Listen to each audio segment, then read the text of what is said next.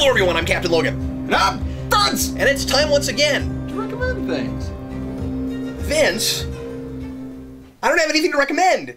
Well, that's cool. That's good, because I do. You do? I do. What do you have? Really? Because I don't see anything on you. I got nothing on me. I don't see anything on you. I got nothing. Physically. Oh, physically. No, we do have stuff to recommend today, but we don't actually have anything physically on our person. So, Vince, what theoretical thing do you recommend today? Today I'm recommending the thing I'm pretending is in my hands. I'm recommending Disney's Zorro. I watched my dad's copy. Princesses. Disney Princesses. I watched my dad's copy, so I don't actually have a physical copy with me, but I loved it. I loved it. The 1957 through 1961 Zorro series that Disney put out with Guy Williams as Zorro. Oh, I thought it was great.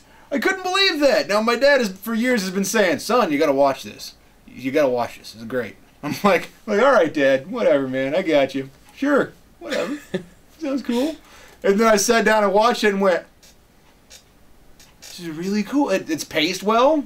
Granted, you kind of have to have an appreciation for TV of the time and TV of that style. Oh, yeah, naturally, sure. But it's great. Zorro going from Spain to Spanish California. I thought you were going to say space. Which, Zorro coming from space. Would have been the best thing ever. To spacious California. I liked it a lot. Guy Williams is a terrific Zorro. He's a fencer. Apparently he had something like he had a shoulder injury or something to that effect, and he took up fencing to rehabilitate himself. I don't think the appropriate term is fencer. When he said that, I was like, so he's a sword fighter, and then he sold them to other things or to other people. What okay. he really did was he built fences. Oh, okay, all right. He's a guy that uses a sword and fences. Yes, I got you. Whatever. I just felt the need. Whatever. Okay. But he took up fencing to rehabilitate his shoulder, and he became a pretty decent sword fighter. So, awesome. And, I've read some comic books before that have the character of Sergeant Garcia in those comic books, and I always found him annoying. I always found him like, oh, aren't I so funny? And then I watched the TV show and found him adorable.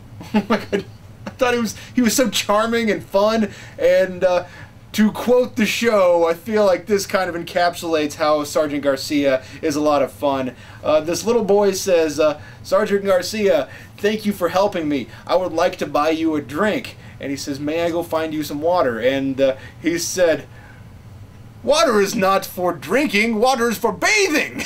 Wine is for drinking. And I was like, oh, Sergeant Garcia, you chubby, cute guy, you. And I don't know. I don't have a heck of a lot to say about it. The first season was very well encapsulated in itself. It had two distinct parts that tied directly into each other, and it was really about Zorro defeating the injustice of the establishment at that time. Was it actually kind of arcy, or? Yeah, it was. I mean, of course, every episode was kind of miniseries, or? Every episode was a little episodic. Yeah. But there was a discernible story arc from beginning to end. That's unusual for something of that time. Yeah. And very cool. Every episode was kind of like the next chapter in that story. So you could watch one episode and it really established what it was trying to be achieved within the episode. But went somewhere eventually very satisfying. I mean, I was highly pleased. It was about defeating the Commandante, and then for those of you who aren't going to watch it, it's about defeating the Commandante and then defeating the next threat after they defeat the Commandante. No surprise, the good guys win. So the second season was not quite. That's when they go to space. Indeed, to spacious California. From spacious California, back to space, back to space. Pigs in Spain! Anyway. Oh, actually, I'm sorry. It would be backwards, wouldn't it? So that it actually shows up right? As opposed to... Anyway. moving on. Zorro. The next one, he moves to another town for a while and is basically, or the second season, he moves to another town for a while and defeats bad guys in that town. And it's kind of like Zorro is trying to pick up social justice or something. It's really strange. There's no trying to defeat the establishment anymore because they make it very clear that the overall government's not the bad guy, that the corrupt officials on the smaller level of government are the people they're trying to defeat because they have some kind of trust in the system. I'm not saying you should, I'm just saying they did. But the first season was highly satisfying. The second half of the second season was really entertaining. And of course that's about 20 episodes because there's like 38 or 39 episodes in each season. The first season and the second season, and then the third season. I'm assuming they're half-hour shows. A little less than half hour. Okay, but yeah, pretty much. Well, yeah, but I mean your standard half-hour format with commercials. Yeah. And then the third season was really strange. I'm not sure you could really call it a third season. It was kind of 4 45-minute features. So that's a significant decrease in amount of time that it takes to watch it. Yeah. But the third season I thought was okay. It was about the same as the second season. But the first season is terrific, and I highly recommend it. And I recommend the second and third season if you're still thirsty for it. Of course, I also really recommend the latter half of the second season and then the last episode of the third season. It's very entertaining. Ricardo Montalban. Oh, really? In the fourth episode of the third season. That's a good reason to check that out. Yeah. And it's really funny to hear his accent versus the other actors' accents, because his feels authentic. Yeah. For some reason, I'm not sure why. Because it is. It could be because it's real. Yeah. And I just thought it was funny. And you look at these people, like the guy playing Sergeant Garcia, something Calvin, I forget his real name. Henry Calvin? Whatever. He's using his fake accent, and it never feels more fake until he's sitting next to Ricardo Montalban. And I felt kind of bad for him, but he's just going about it. He's like, I don't care. I'm an actor. I'm doing my thing. Have you ever seen Naked Gun? A long time ago. Ricardo Montalban's the bad guy in that. He's just hilarious. Yeah. I feel like Ricardo Montalban might do pretty well in like a giant science fiction epic feature. I'm not sure why. I just get that feeling. It's weird. Maybe one of those things where like he gets a bunch of screen time separate from the hero and they're never actually on screen together, something like that. Yeah. That's cool. I think you might be onto something. Unfortunately, he's passed away now, so that'll never happen. No, it will. In 2009. Because it did. Anyway, in 2009. Yeah, isn't that when he died? I thought it was before that, but you might be right. I don't remember. I thought. Wow. Whatever. That's amazing if you actually remember that. Wow. I looked him up earlier. I will admit, I saw his IMDb page like 2 hours ago. Oh, interesting. Okay, that's hilarious. Well, anyway, Vince, I really appreciated your recommend on that show with the fantastic Fenceman. So the fantastic. So today. That's a comic that needs to exist. I was going to say, yeah, if we just, nobody don't stick, copyright cap Vince. Okay, so today I would like to, because that's how you make things official. You write about it in the air. So today I would like to also recommend some television, and this is actually a little bit less of a recommend and a little bit more of, if you didn't know about this, it's kind of neat, so you should go check it out. Cartoon Network has put a bunch of their old shows on Netflix. I don't know if you've noticed this, but it's really exciting. There's a ton of stuff that I always loved growing up that's there now, and that I've been wanting to get box sets of that now I get to just watch. It's really kind of exciting. They've got Dexter's Laboratory now. They've got Powerpuff Girls.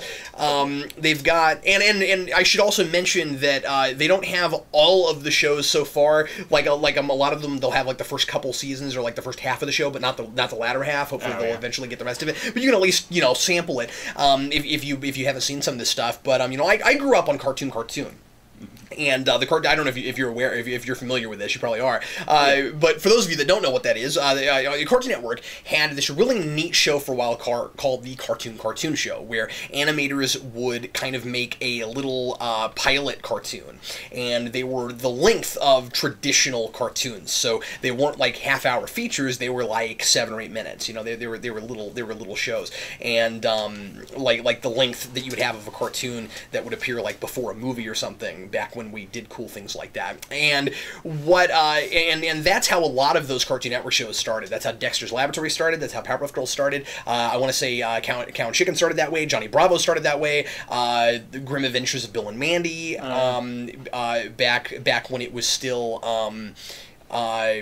called something else. I forget what it was, but it was like Bill and Mandy, and then Grimm was in there somewhere, but it was a different, anyway, it was a different title, I forget now. Wow, it's been so long, I don't remember. Courage the Cowardliest Dog started that way, and I think Ed, and Eddie might have started that way, I forget. I believe so. But anyway, all of the shows I just mentioned are up there right now, and some Adult Swim stuff is there now. They've got, they don't have Harvey Birdman, I wish they did, because I've never sat down and watched much of that, and I've always wanted to, but, and they don't have the Brack Show, they don't have any Space Ghost yet, but I hope eventually some of that happens. But they did get Aqua Teen Hunger Force and some stuff like that, and I think they got a show, I can't remember the name of it, so I won't even try to remember it. But anyway, that one show, that one show. But anyway, just go check it out. If you look right now, at least, when this video is posted. Thank you. That was it. Venture Brothers. My goodness, I'm very surprised that was the one.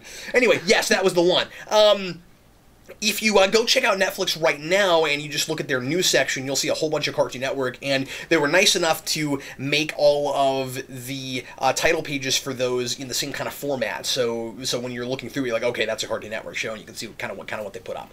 But anyway, I just wanted to mention that that's there because I got really stoked about it. And there's a lot of really neat Cartoon Network stuff going on right now. I also heard that apparently, and I've not followed up on this, but apparently IDW got the license for some Cartoon Network shows, and they're going to do a Powerpuff comic, which I'm just like super stoked about. Just like, anyway, I know you don't care, but like that's a big deal to me. We're gonna get a Powerpuff comic. I think they're gonna do Dexter, and I think they're gonna do Samurai Jack, which is also on Netflix. Yeah, Samurai Jack is pretty cool. So anyway, I just wanted to mention that some of that stuff's there, and you can go check it out. And I know that I sat down and watched 2 or 3 episodes of Dexter the night I found out about it, and forgot how much I watched that show. I mean, like, I watched the first episode, and I was like, I know this verbatim.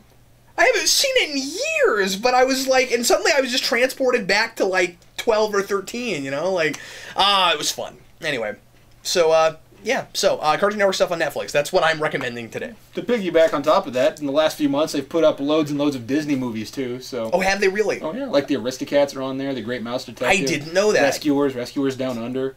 Interesting. Yeah, lots of cool stuff. So check out Netflix. Look into some of their children's stuff. They have quite a lot of really good stuff right there. And also they put up more DC stuff. I don't know if you noticed. But noticed that, they also put up like Justice League and Batman Beyond, and pretty much every box set I bought last year is now on Netflix.